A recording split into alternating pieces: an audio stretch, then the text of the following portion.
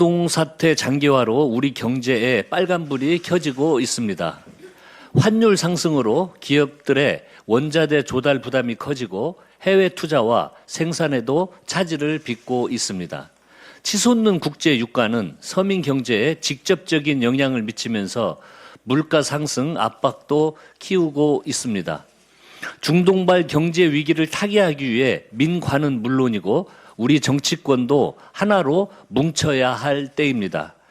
이 국가적 위기 상황 속에서도 정쟁을 이어가고 있는 국민의힘에 공당의 자격이 있는지 묻지 않을 수 없습니다. 지난주 본회의에서 민주당은 환율 안정법 처리를 호소했으나 국민의힘이 결국 불응했습니다. 국민의힘이 외면한 것은 환율 안정법이 아니라 고유가, 고환율로 고통받는 우리 국민과 기업입니다. 나아가 국민의힘은 추경안이 국회에 제출되기도 전부터 선거용으로 왜곡하기에 급급한 모습을 보이고 있습니다. 민주당은 정부의 민생 추경을 두고 정쟁을 펼치거나 거래의 대상으로 삼으려는 일체 시도를 절대 용납하지 않겠습니다.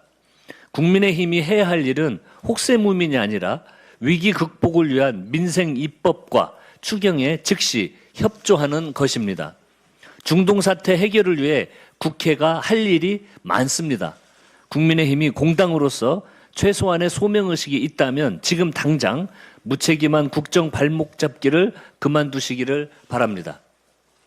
김건희 도이치모터스 주가 조작 사건에 대한 정치 검찰의 봐주기 수사 의혹은 반드시 규명되어야 합니다.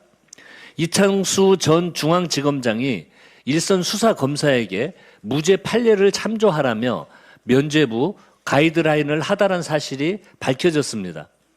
무혐의라는 결론을 미리 정해놓고 이를 정당화하기 위한 판례를 동원하라고 지시한 것입니다.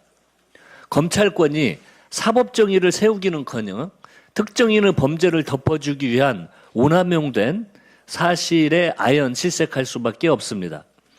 정적 제거에는 증거 조작과 증언 짜맞추기를 서슴지 않더니 살아있는 권력 앞에서는 비굴해지는 정치검찰의 민낯을 여실히 보여줍니다.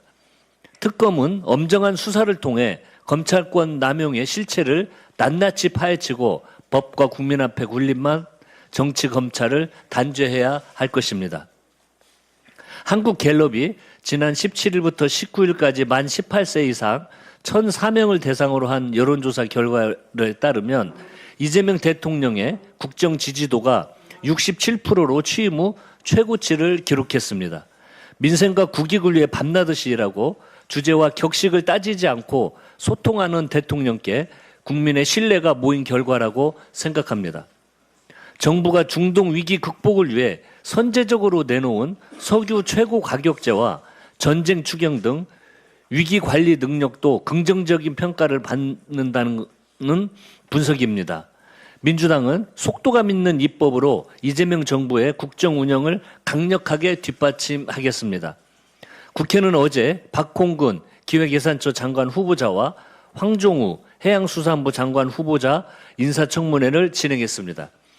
기획예산처와 해수부 모두 중동 사태와 관련된 주무부처이고 장관 공백 기간도 길었던 만큼 민주당은 두 후보자가 신속하게 장관 업무를 시작할 수 있도록 절차를 서두르겠습니다. 이상입니다.